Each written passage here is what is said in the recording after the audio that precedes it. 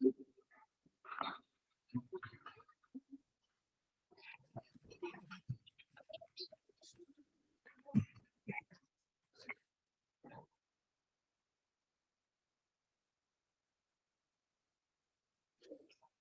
लोग हेडिंग लिखे थे पुतला दाह में वर्जित समय ना।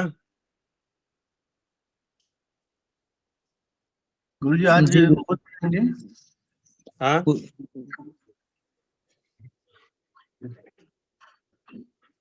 हाँ सुनील जी। आज मुहूर्त पढ़ाएंगे गुरुजी, मुहूर्त। हाँ मुहूर्त चिंतामणि।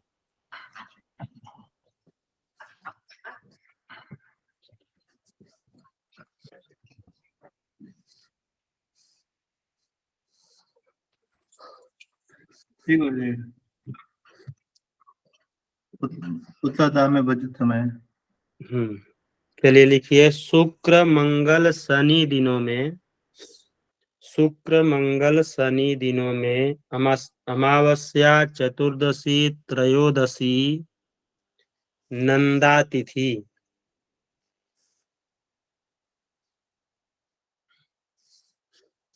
शुक्रवार मंगलवार शनिवार दिनों में अमावस्या चतुर्दशी त्रयोदशी नंदा तिथियों में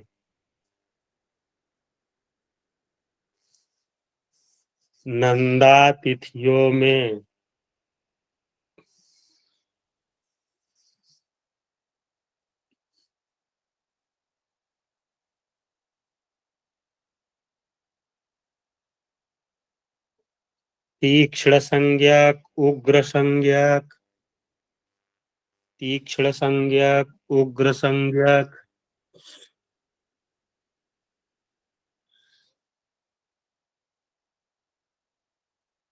तीक्ष्ण संज्ञक उग्र संज्ञक रेवती शतभिषा नक्षत्रों में, रेवती शतभिषा नक्षत्रों में त्रिपुष्कर योगों में, त्रिपुष्कर योगों में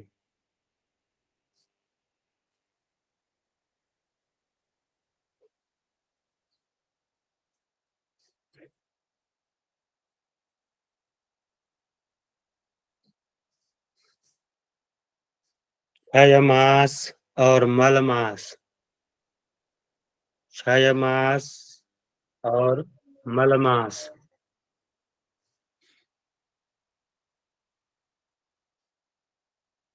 एक वर्ष तक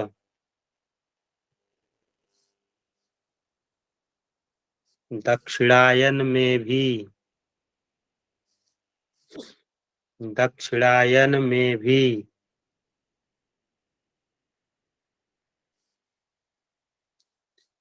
दक्षिणायन में भी व्यतिपात एवं परिघ योगों में, व्यतिपात एवं परिघ योगों में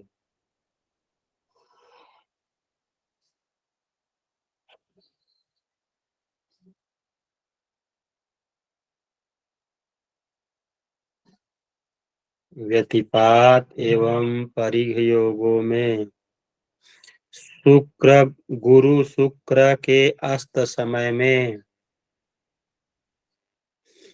गुरु शुक्र के अस्त समय में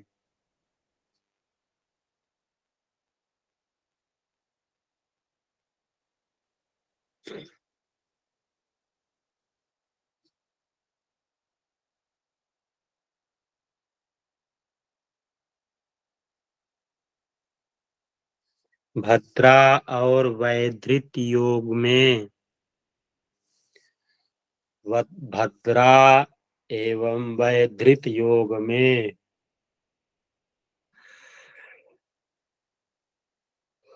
तथा शुक्ल पक्ष में,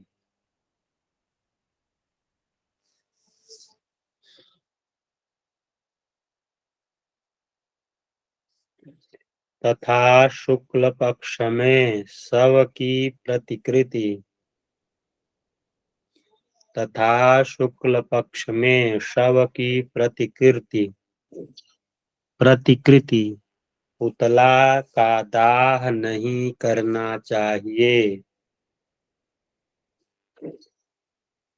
पुतला का दाह नहीं करना चाहिए।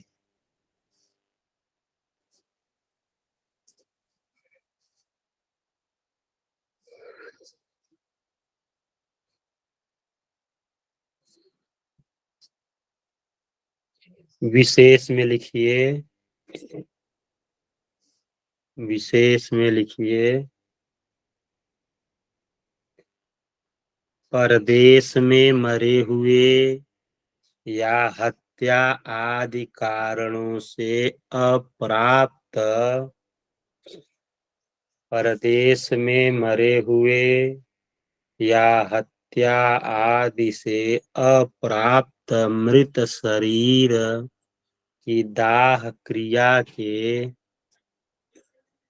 मृत शरीर की दाह क्रिया के लिए परदेश में मरे हुए या हत्या आदि कारणों से अप्राप्त मृत शरीर की दाह क्रिया के लिए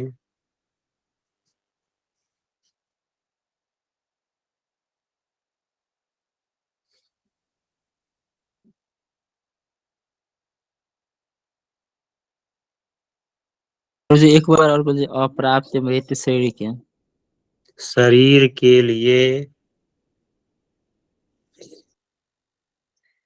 कुश काश पलाश कुश काश पलाश आदि से निर्मित पुतला के दाह का विधान है।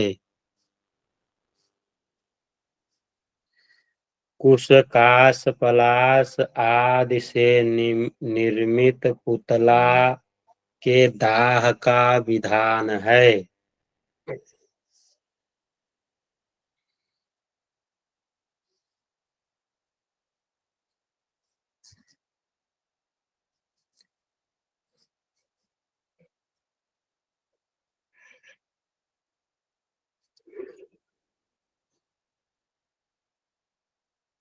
पुतला बनाने की तथा उसके दाह की विधि अंत्येष्टि पद्धति के अनुसार की जाती है।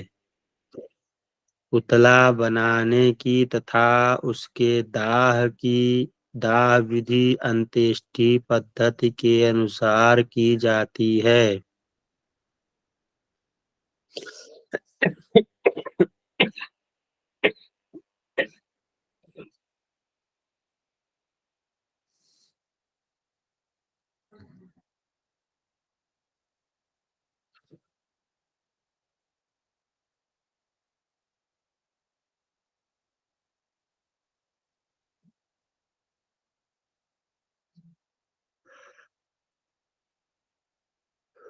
यदि अशौच के भीतर ही प्रतिकृति पुतला का दाह करना हो,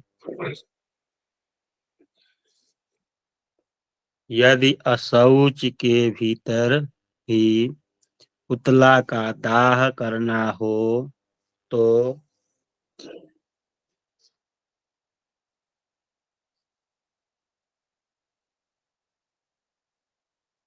पुतला का दाह करना हो तो यथासंभव मुहूर्त का विचार करना चाहिए। यथासंभव मुहूर्त का विचार करना चाहिए।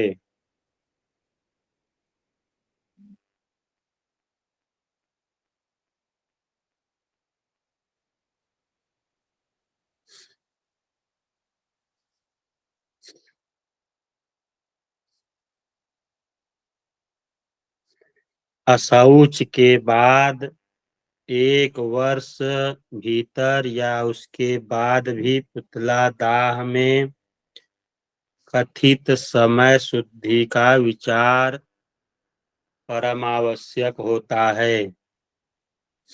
अशौच के बाद 1 वर्ष के भीतर या उसके बाद भी पुतला दाह में कथित समय शुद्धि का विचार परमावश्यक होता है।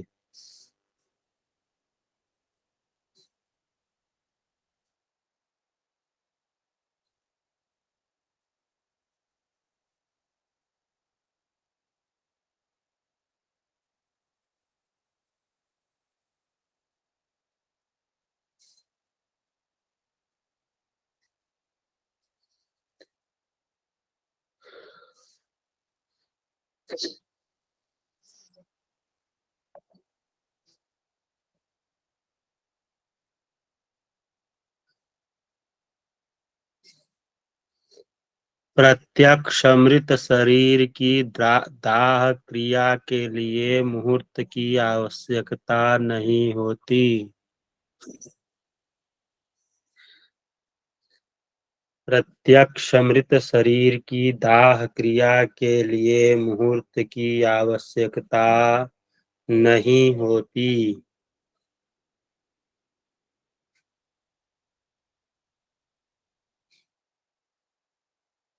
देश कुल परिस्थिति के अनुसार शवदाह कर देना चाहिए।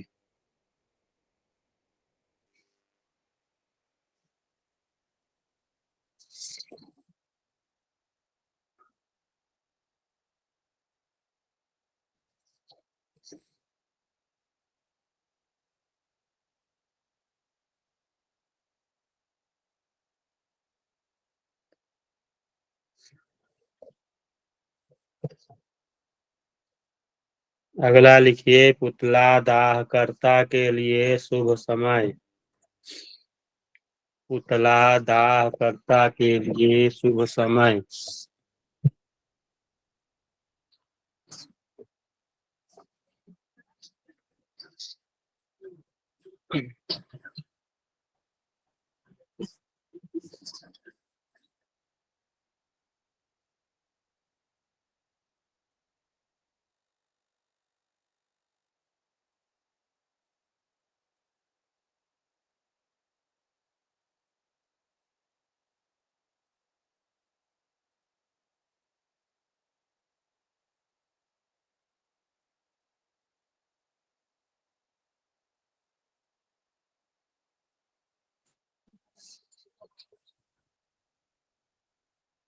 पुतला दाहकर्ता के लिए शुभ समय। मुखाग्नि देने वाला कर्ता की जन्म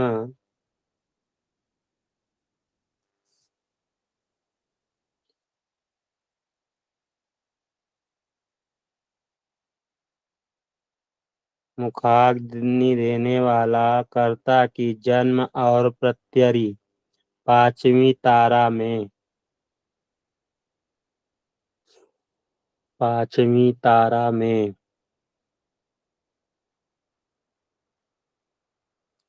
तथा कर्ता की जन्म राशि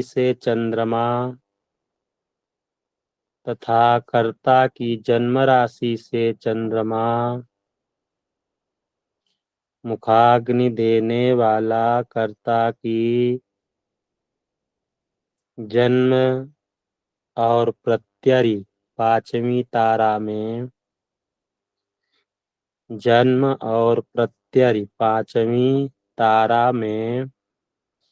तथा कर्ता की जन्म राशि से चंद्रमा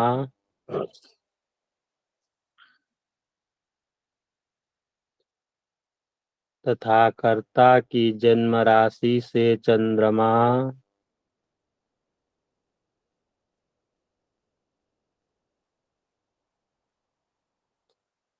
4, 8, 12 स्थान में रहने पर पुतला दाह करना कर्ता के लिए शुभ नहीं है।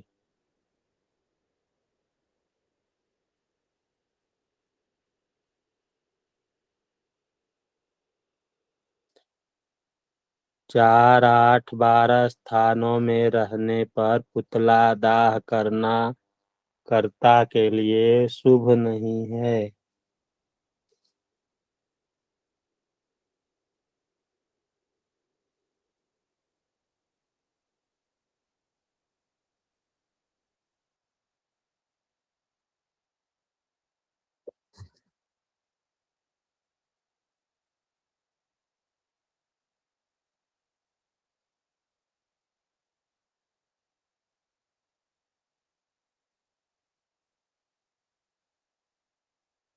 नीचे की लाइन से लिखिए।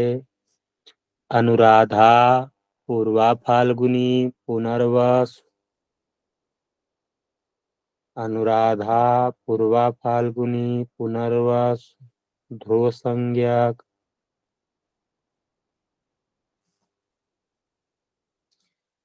अनुराधा पूर्वा फाल्गुनी पुनर्वसु ध्रुव संज्ञक विशाखा।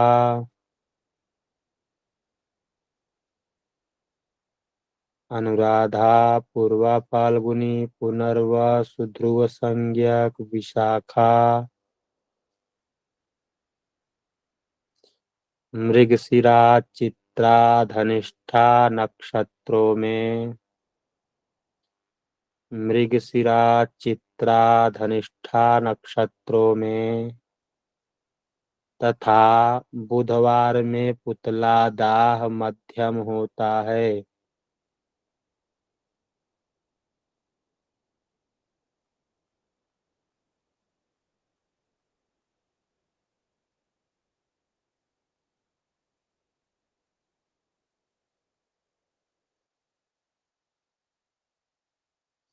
पुतला दाह मध्यम होता है।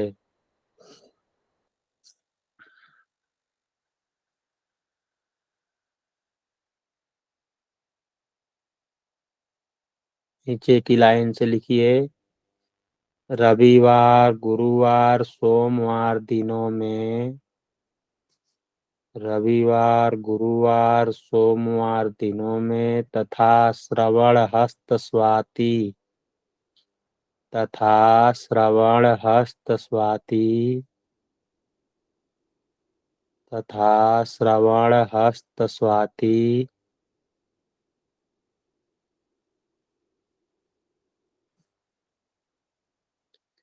श्रवण हस्त स्वाति अश्विनी पुष्य नक्षत्रों में।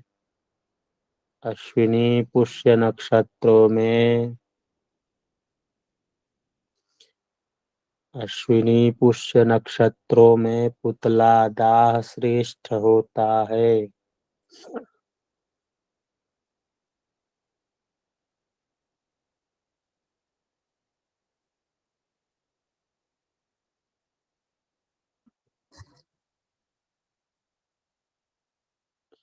इस विषय में कथित शुभाशुभ विचार अशौच के बाद के लिए है। अशौच के बाद के लिए है। इस विषय में कथित शुभाशुभ विचार अशौच के बाद के लिए है।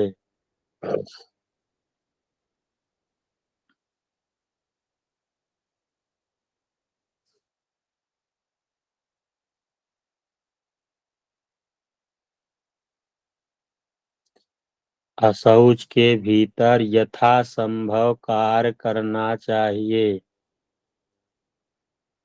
अशौच के भीतर यथासंभव कार्य करना चाहिए।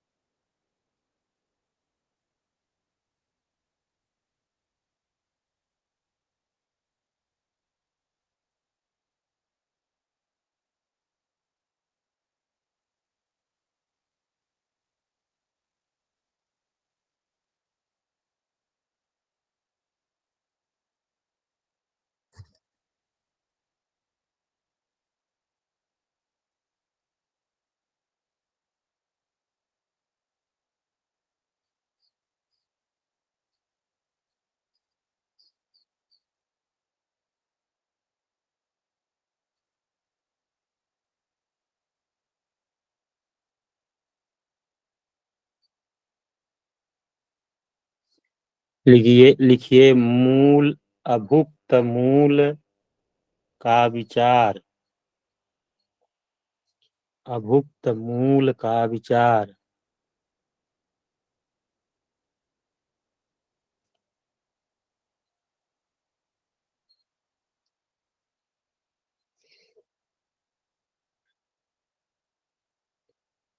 अभुक्त मूल का विचार।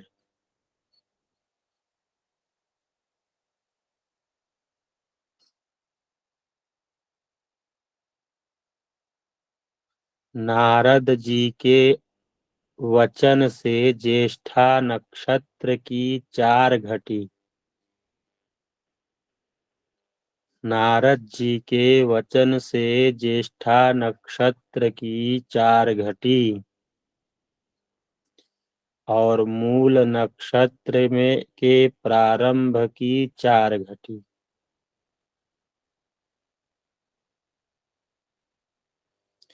नारद जी के वचन से ज्येष्ठा नक्षत्र के 4 घटी और मूल नक्षत्र के प्रारंभ की 4 घटी।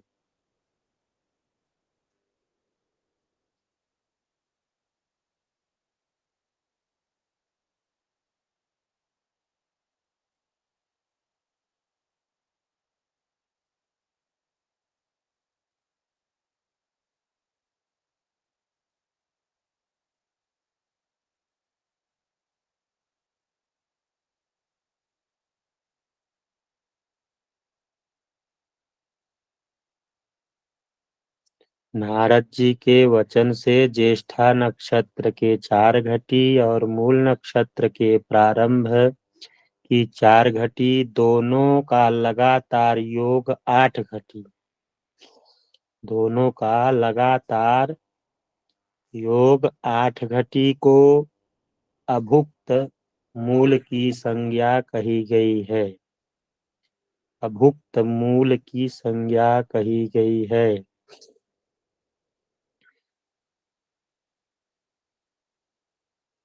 अभुक्त मूल की संज्ञा कही गई है।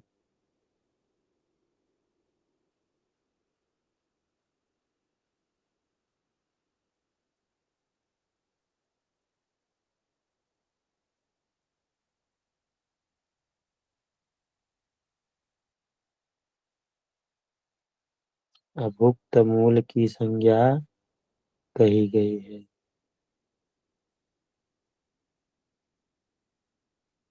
वशिष्ठ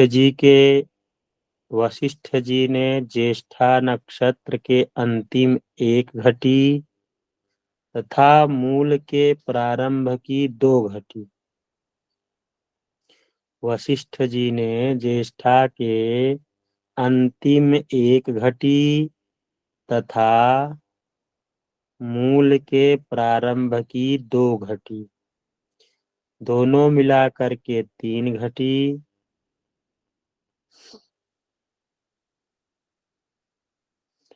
वशिष्ठ जी ने ज्येष्ठा के अंतिम 1 घटी तथा मूल के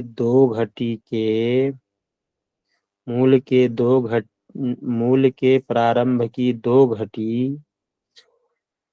दोनों मिलाकर 3 घटी को अभुक्त मूल की संज्ञा दी है।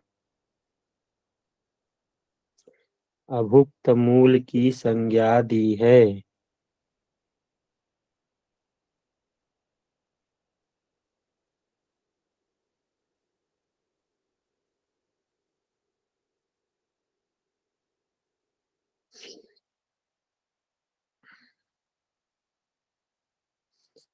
किंतु बृहस्पति ने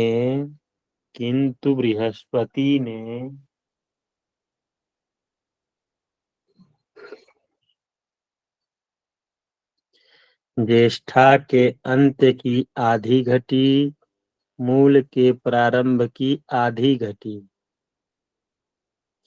किंतु बृहस्पति ने ज्येष्ठा के अंत की आधी घटी तथा मूल के प्रारंभ की आधी घटी, दोनों मिलाकर 1 घटी, आधी आधी मिला के 1 घटी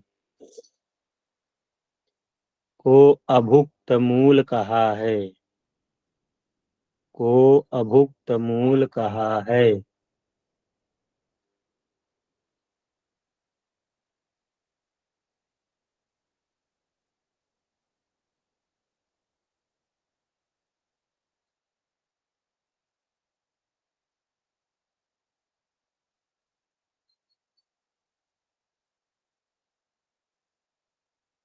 विशेष में लिखिए, विशेष में इन तीनों मतों नारद, वशिष्ठ और बृहस्पति में, इन तीनों मतों नारद, वशिष्ठ, बृहस्पति में नारद, श्री नारद का मत ज्येष्ठा 4 घटी, धन मूल 4 घटी का बराबर 8 घटी अभुक्त मूल के लिए सर्वमान्य है।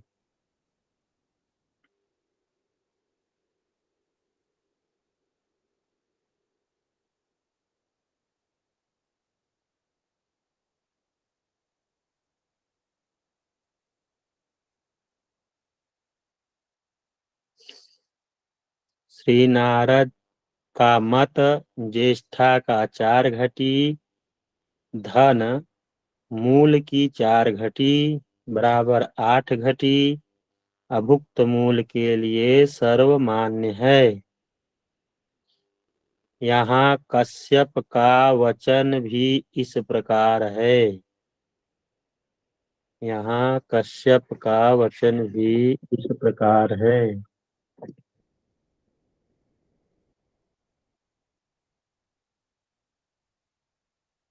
यहाँ कश्यप का वचन भी इस प्रकार है।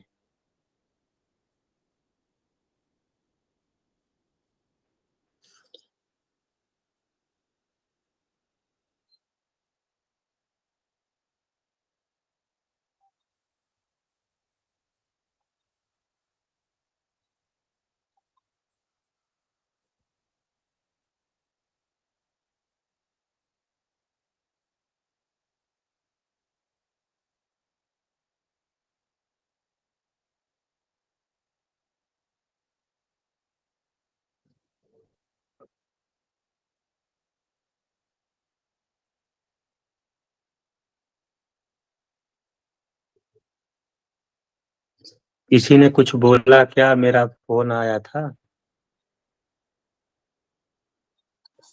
जी नहीं गुरुदेव। अच्छा, यहाँ तक हो गया। जी ज्येष्ठा मूल जैसे आर्द्रा, आश्लेषा और मघा में भी होता है, समझना चाहिए। ठीक है। जी रेवती अश्विनी में भी समझना चाहिए। तो आप लोग लिख लीजिए, बहुत जरूरी चीज है। 1 घटी बराबर 24 मिनट। 1 घटी बराबर 24 मिनट।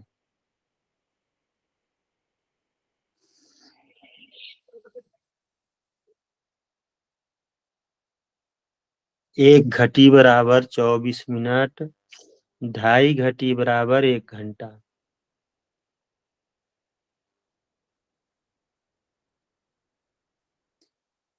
2.5 घटी बराबर 1 घंटा।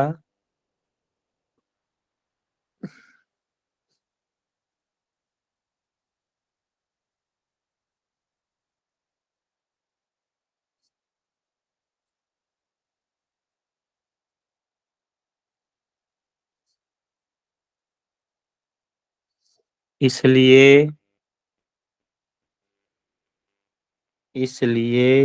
ज्येष्ठा मूल में 8 घटी बराबर 3 घंटा 12 मिनट नारद जी के मत से।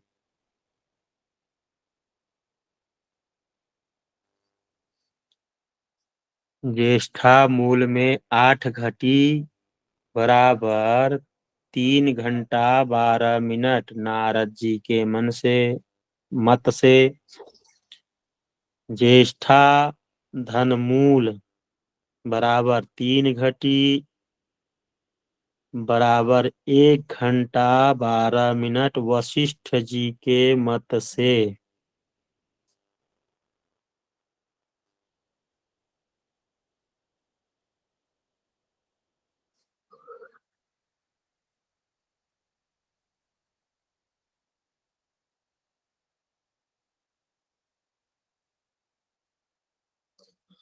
वशिष्ठ जी के मत से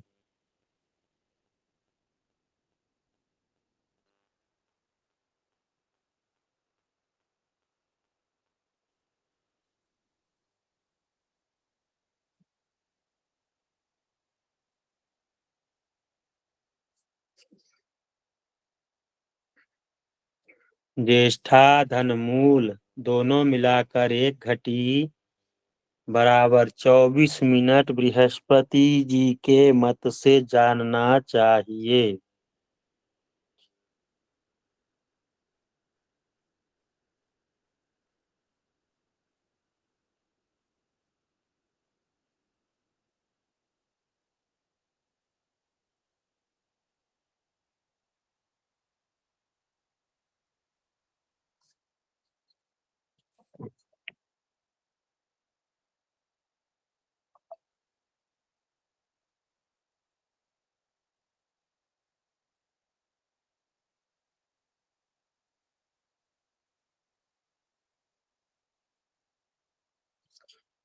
अगली हेडिंग लिखिए, अन्य मत से अभुक्त मूल का प्रमाण और उसका प्रयोजन।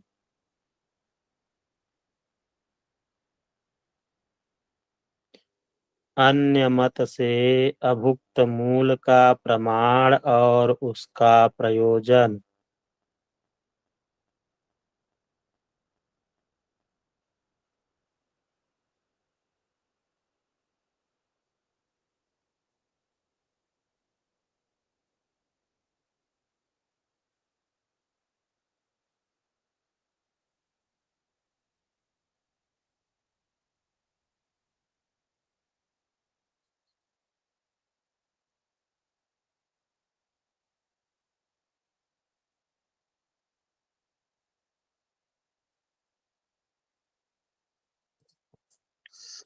किसी दूसरे आचार्य का कथन है कि मूल के प्रारंभ से 8 घटी, मूल के प्रारंभ से 8 घटी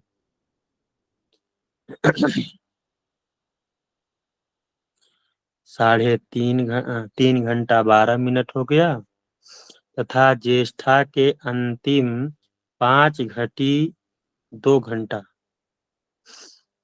दोनों मिलाकर 13 घंटा 13 घटी हो गया। 8 5 13 घटी, तो 5 घंटा 12 मिनट अभुक्त मूल होता है। गुरुजी एक बार पुनः बताना। हाँ, बता रहे। किसी दूसरे आचार्य का कथन है कि मूल के प्रारंभ से 8 घटी, मूल के प्रारंभ से 8 घटी, 8 घटी बराबर कितना हो गया? 3 घंटा 12 मिनट, तथा ज्येष्ठा के अंतिम 5 घटी, ज्येष्ठा के अंतिम 5 घटी कितना हो गया? बराबर 2 घंटा।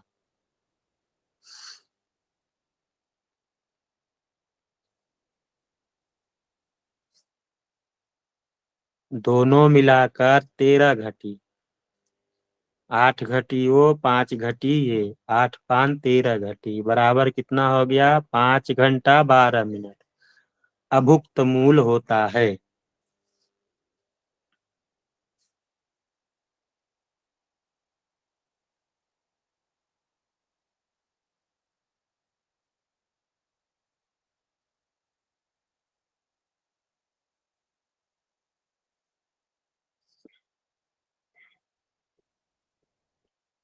इस अभुक्त मूल में जन्म लेने वाला शिशु, इस अभुक्त मूल में जन्म लेने वाला शिशु बालक बालिका को त्याग देना चाहिए।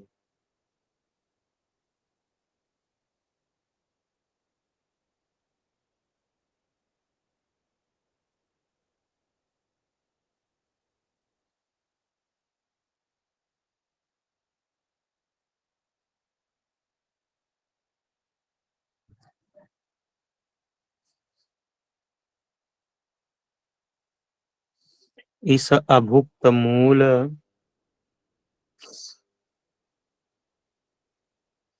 में जन्म लेने वाले शिशु बालक बालिका को त्याग देना चाहिए। यदि स्नेहवश त्याग नहीं कर सके तो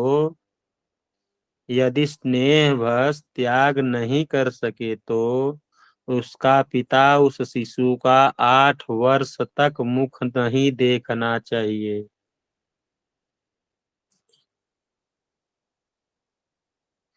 उसका पिता उस शिशु का मुख 8 वर्ष तक नहीं देखे।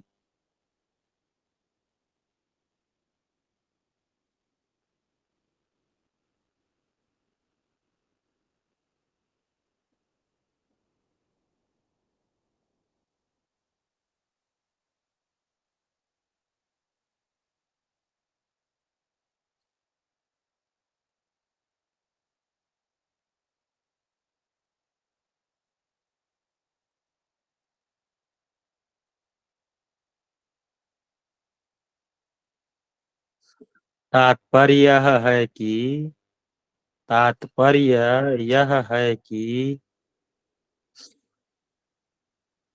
शिशु का पिता शिशु को घर से बाहर किसी सुरक्षित स्थान में रखवा दे।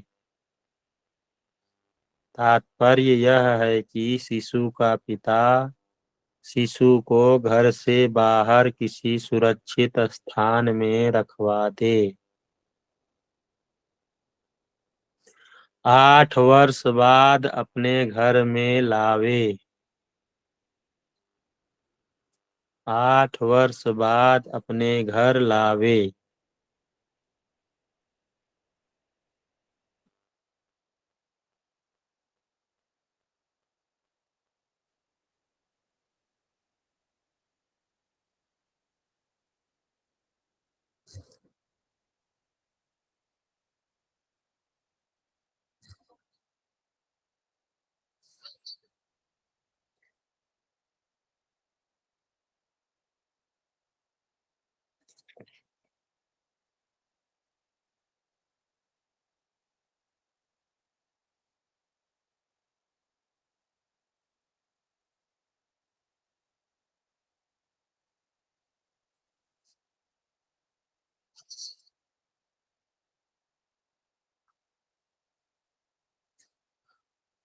मूल के प्रथम चरण में जन्म होने पर, दूसरी लाइन से लिखिए,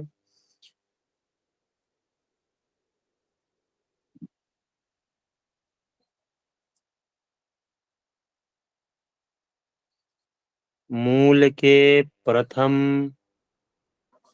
चरण में जन्म होने से उसके जन्मजात शिशु के पिता का नाश होता है।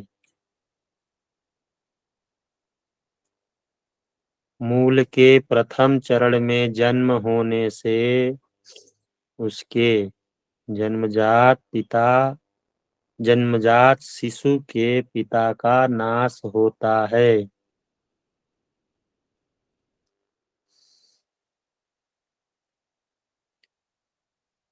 मूल नक्षत्र के दूसरे चरण में उसकी माता का नाश होता है।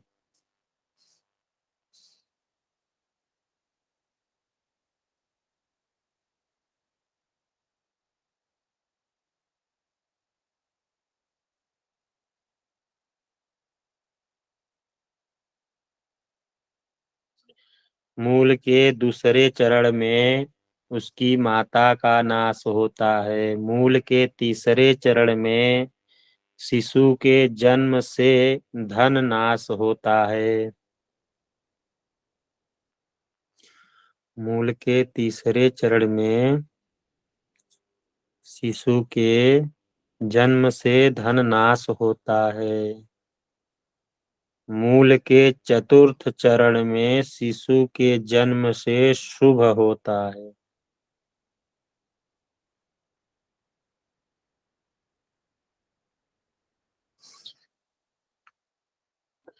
मूल के चतुर्थ चरण में शिशु के जन्म से शुभ होता है। प्रथम चरण में पिता का नाश होता है, द्वितीय चरण में माता का नाश होता है, तृतीय चरण में धन नाश होता है, चतुर्थ चरण में शुभ होता है।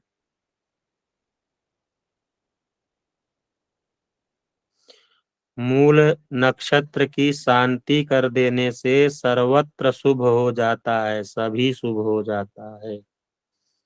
मूल नक्षत्र की शांति कर देने से सभी शुभ हो जाता है।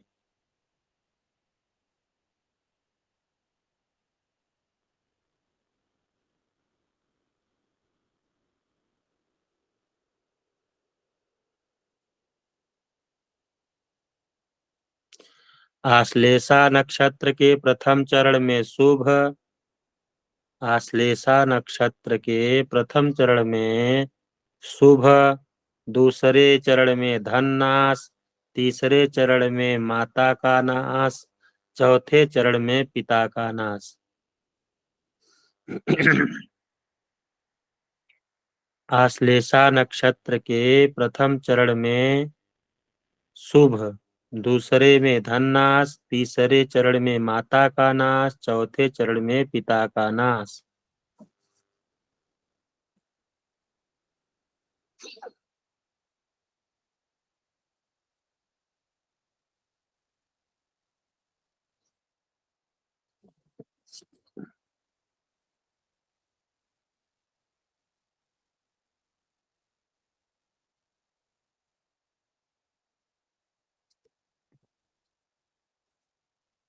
हो गया?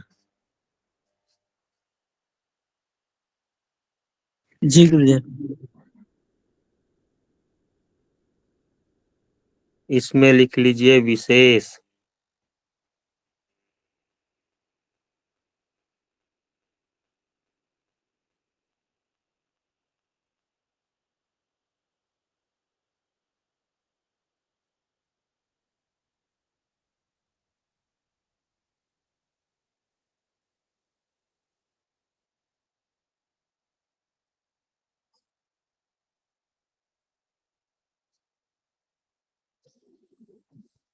हाँ हो, ठंडी लागत है का? पूरा घुंघटी बांध के बैठे हो। रिकॉर्डिंग सुनील जी बंद कर दीजिए।